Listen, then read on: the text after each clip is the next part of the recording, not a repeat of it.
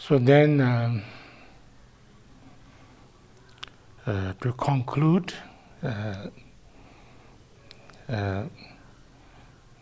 this section of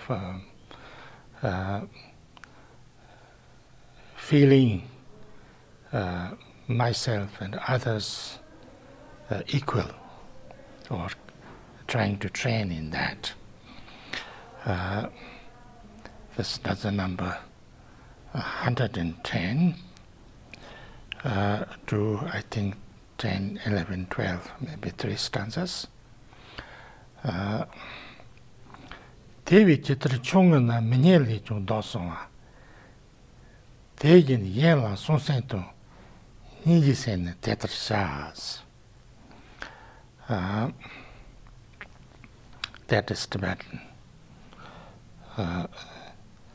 Therefore, just as I defend myself from even slight disparagement, in just the same way with regard to others, I should likewise have a mind protective and compassionate. You know, if somebody makes a little bit kind of criticism, or a little bit complaint, or a little bit that seems to be saying something not so good about myself, I immediately, defend myself. I go, my whole system tries to defend that, and very strongly and kind of committedly defend myself. In just the same way, why should I not defend others or regard others when they are being criticized, being harmed, being done injustice, or given kind of pain and suffering? And why I should not be doing that? Why should I not be protective of others? Why should I not be compassionate and protect others? Because, I do this because I feel that it is not good for me. It is harmful to me. I don't like those kind of negative things coming to me. And therefore I defend. But I also know that others go through the same experience as me. Others also don't like to be, criticized or attacked or harmed, or, do anything that is hurting or, giving suffering and pain. So we should do the same, because they are all like myself. They are all like, And then if you think, then no, but, I'm myself and others, and we are different. And I feel myself and I don't totally feel others like that. Then you say, that is just our habitual tendency. Because my body, what we call I, is there's nothing me in it, like it says, Kamba in yendoki kwatoki tipala, upa me parchichuna dokuhin hipa tars.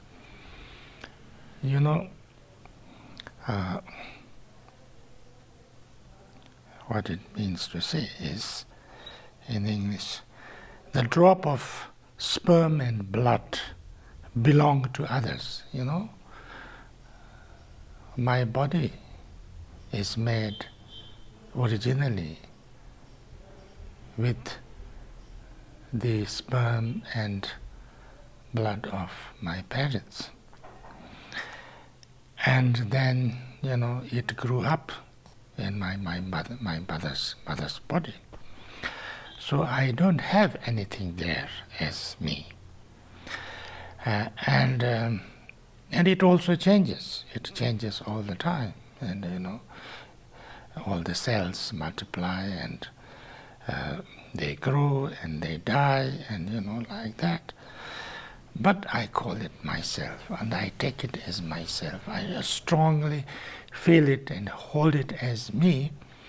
And even little bit, not just like physical pain, but even little bit like criticism, which doesn't really give physical pain. I feel so painful and I feel so hurt completely out of strong grasping and keep on doing that. So habituation. And because of that, and if I look inside me, inside my whole body, what is there that is totally something called me, something called I, something that is I can't find it. It's but still there is, I came to have in its regard a sense of I, though in itself it's devoid of entity. The body is devoid of any entity as I or me or something like that. Totally because of, habituation. Of course, habituation for life after life after life, and because of my little twist, my little misunderstanding, little ignorance and things like that. So why not identify another's body, calling it my I? So if I can hold this body as me, where there is nothing called I or me in it, and it originally comes somebody else's body, and it is made of so many other things, all the different elements, all the cells, all the 5 elements and things like that, and that I call me. Why I should not call others' bodies also me? Because it's similar. It also hurts, like it hurts my body. Why somebody hurt doesn't bother me is because I don't hold it as me. But actually, if you really want peace and happiness in this world, in this community, on this earth, it's not coming through just like wishing me only well and wishing me only problem, having no pain. Because that's actually the starting of the problem, Everybody says, me, me, me, I want this, I don't want this, I don't. And then through that, we have all the conflicts, we have all the aversion, we have all the attachment, we have all the anger and hatred and greed and, and the jealousy and, ego clinging and, ego pride and all these things. And we have been bringing so much problem and difficulties and pain and suffering to each other. And not only that, but we have been destroying ourselves. We are destroying our habitat. We are destroying our home. We are destroying the earth, the nature. which is actually the basis of our livelihood. We live, we survive on the a balanced and balanced, what can you say, ecosystem of the earth and all the beings on it, but we destroy that also because of. So why shouldn't we, for our own sake, for our own good, not think of everybody as part of myself, as same as myself, as similar to myself? And then instead of just only trying to get rid of my problem and get what I want, or I only do things for me and not for others else at all, and even don't avoid hurting others and harming others, in the process actually I hurt myself and harm myself, and I create situations and causes and conditions that I myself is having all the problems. So why shouldn't we do that? Why don't we understand this and try to see and try to understand that helping each other, seeing others' problems almost the same like yourself, and therefore if we can all help each other, then we have no problem.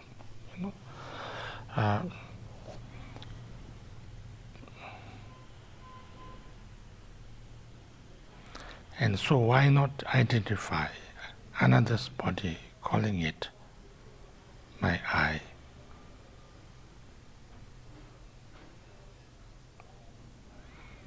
And vice versa, why should it be hard to think of this my body as another's? So these last two lines, actually it is the beginning of exchanging myself with the others. So this, I think I already read the Tibetan.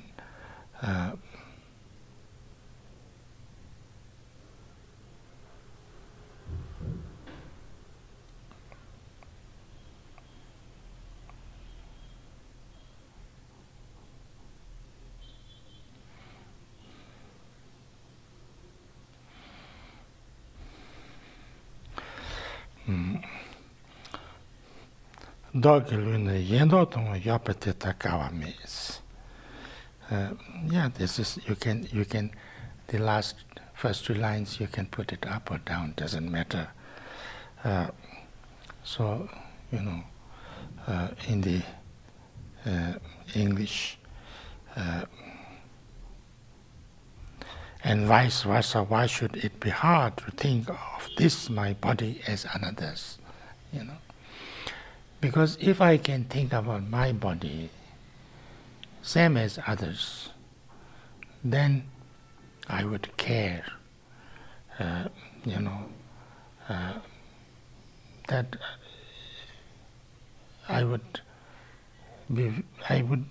that would become much more stronger, that I could, if I can exchange, like me as others and others as me, that would be a very good training, for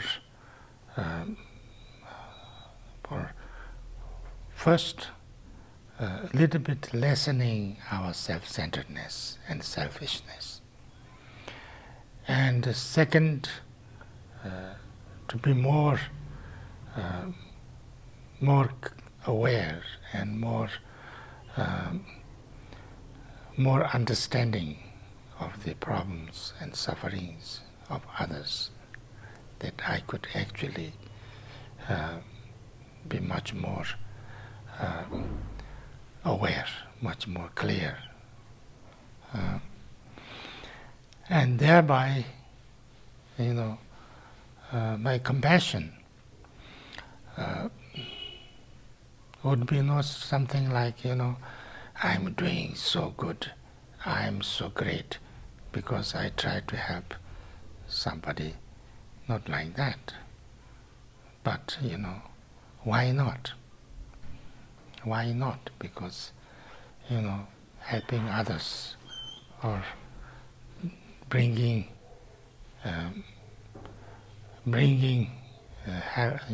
happiness and peace and well-being to others is actually same as helping me now and in the long run.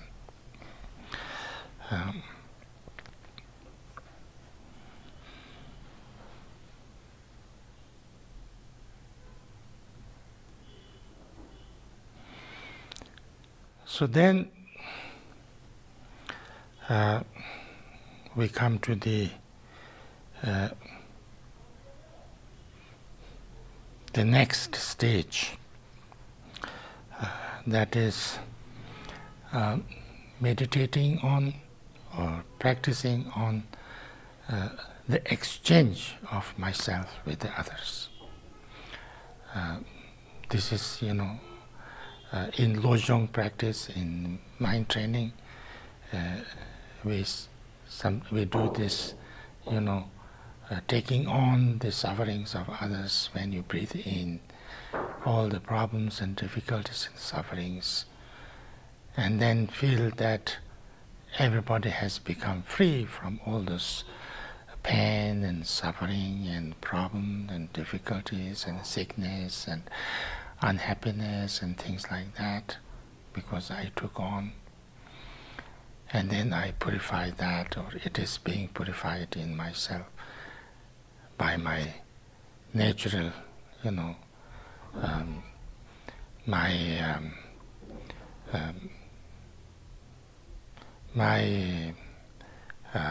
what can you say,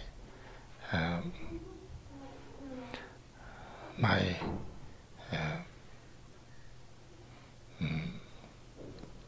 natural wisdom and compassion, my true nature, which is free from all those things.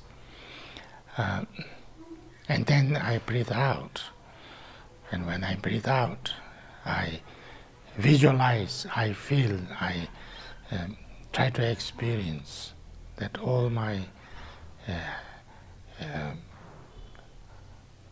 causes and conditions of happiness, my virtues, my happiness, my health, my my good fortune, my healing power, everything, positive things, light goes out and goes into all the sentient beings, and everybody feels completely happy and joyful and healed and transformed and, like enlightened. I try to, this is a meditation of imagination, and because, our mind is so powerful, everything that, how I feel, how I think, how I see, how I react, actually is all about my mind, how I mind. So therefore, with my mind, I create enemies, I create friends, I create happiness, I create unhappiness, I create hell and heaven and everything. So therefore, with this exercise, this exercise of, giving and taking, exchanging my my good, positive things with the ills and negative things of others.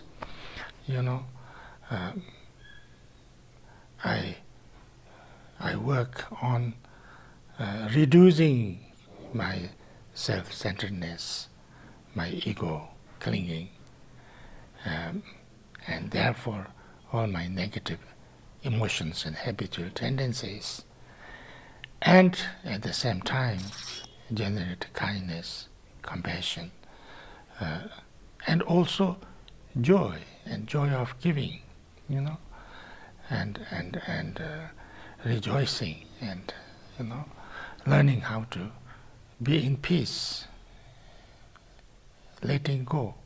So therefore I have no fear of losing anything. So this exercise is coming from this understanding of exchanging my well-being or my good things with the bad things of others. So to start with, there are lots of things here. Now to start with, in short, kind of the first giving a brief statement. I think I stop here because my time is going, so I will talk about this more in the next session.